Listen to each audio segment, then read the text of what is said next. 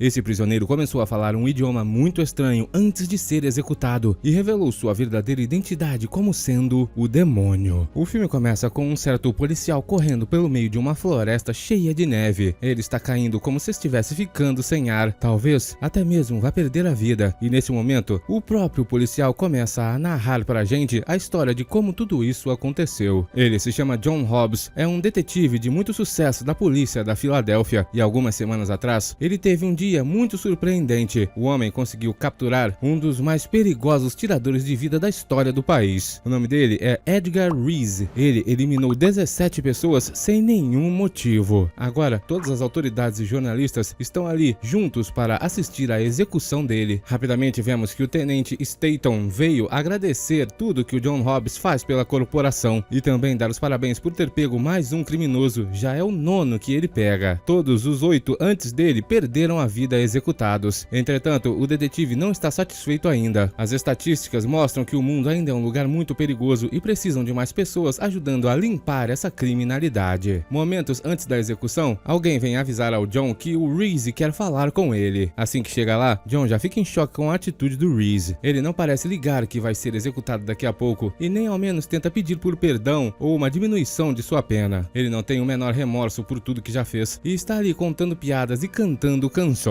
Chega uma hora que ele estica sua mão para fora daquela cela para poder dar os parabéns para o John. Ele toca sua mão de uma maneira estranha e depois começa a falar um idioma ainda mais estranho. O detetive não entende o que está acontecendo e se levanta para ir embora. Só que antes de fazer isso, Reese conta uma charada para ele. Por que existe um espaço em branco entre o Lyons e o Spakovsky? O detetive não entendeu essa charada, não faz sentido algum e achou que ele estava apenas tentando sacanear com ele. Pouco tempo depois, o homem é levado lá para o lugar onde vai ser executado pelo gás e antes de perder a vida, começou a cantar a mesma música que cantou para o John lá dentro da cela. Naquela mesma noite, John vai se encontrar com alguns de seus colegas num bar para comemorar o êxito nessa última investigação. Um dos colegas, chamado Lou, não acredita que John seja realmente tão bom assim. Ele não pode ser uma pessoa tão honesta como diz ser, parece mais um santo ou até mesmo um anjo. Ele insiste em saber se John não aceitaria propina em nenhuma ocasião e John lhe garante que não. O trabalho deles como policiais e detetive é o único trabalho que pode fazer o bem de verdade para as pessoas e deve ser levado a sério. Na cena seguinte, vemos que a autoridade que tirou a vida do Reese foi passear um pouco e no caminho ele esbarra em um certo homem que por sua vez esbarra em uma mulher e depois acontecem uma série de encontros entre pessoas esbarrando umas nas outras. A última pessoa que sofre um esbarrão se chama Charles O'Loon e por causa disso seu comportamento mudou drasticamente. Ele mandou seu patrão ir para um lugar muito desagradável e depois largou o emprego. Na manhã seguinte, como está muito feliz, John resolve ficar um tempo em casa com sua família. Eles são seu bondoso irmão Art, que tem alguns problemas no cérebro, e o filho dele, o Sam. Art diz para John que o ama e pede desculpas, pois acha que a esposa do John só o abandonou, pois ele e seu filho vieram morar em sua casa. O detetive, entretanto, pede para que ele não se preocupe, pois a família é a coisa mais importante do mundo, e ele nunca abandonaria sua família em tempos de necessidade. Ao mesmo tempo, Charles estava tomando café da manhã no apartamento de alguma pessoa estranha. Depois foi escovar seus dentes e vemos que o corpo desse estranho estava dentro da banheira. Depois disso ele foi para a rua seguir o detetive John, que estava entrando na delegacia de polícia, e quando entrou, John recebeu uma ligação de alguém anônimo informando a ele a respeito de uma pessoa que perdeu a vida e deu o endereço dessa tal pessoa. John não acreditou muito nisso, acha que é apenas uma piada, mas mesmo assim pede para enviarem uma patrulha até lá. Assim que os policiais chegam, eles descobrem que verdadeiramente era uma cena de crime, e no banheiro eles encontram o corpo de um homem cheio de marcas de injeções em seu corpo. Além disso, tem um número estranho escrito no seu peito, o número 18, mas ninguém entende o significado. Baseado no que eles encontram por ali, os detetives percebem que quem tirou a vida dele passou a noite inteira ali e tomou café da manhã na manhã seguinte. Com certeza o homem deve ter saído poucos minutos antes da polícia chegar. John também encontra a mesma charada que o Reese fez para ele por trás de um espelho. De volta à delegacia, John discute a respeito dessa pessoa que perdeu a vida com o Staton. Segundo John, existem apenas duas possibilidades: ou é um imitador do Reese, ou o próprio Reese tinha um cúmplice. Tudo é muito estranho e para tentar conseguir mais informações a respeito disso, John pergunta para uma de suas colegas se ela sabe como resolver aquela charada. E assim que ouviu as palavras, seu colega Lou disse que conhecia um outro policial chamado Spakovsky. Ele trabalhava naquela delegacia há mais de 20 anos atrás e o nome dele ainda pode ser encontrado encontrado em um antigo painel de honra que tinha na delegacia e está lá no porão. Os dois então vão até lá embaixo e John encontra o quadro que tem o nome do Lyons e do Spakovsky, só que entre eles tem um espaço em branco. Os dois haviam sido os melhores policiais da delegacia em 1964 e 66, mas o nome que está entre eles ninguém sabe. Parece que alguém o apagou dali intencionalmente. Nem mesmo o Staton se lembra quem foi o melhor policial da delegacia naquele ano. Quando chegou em casa, John foi investigar utilizando a internet e olha que era 1994. Graças ao acesso à rede mundial de computadores, John conseguiu descobrir que o nome do policial ali naquele espaço em branco era Robert Milano, um policial excelente que perdeu a vida em uma cabana no meio da floresta devido a um disparo acidental. Logo, John e seu amigo Johnny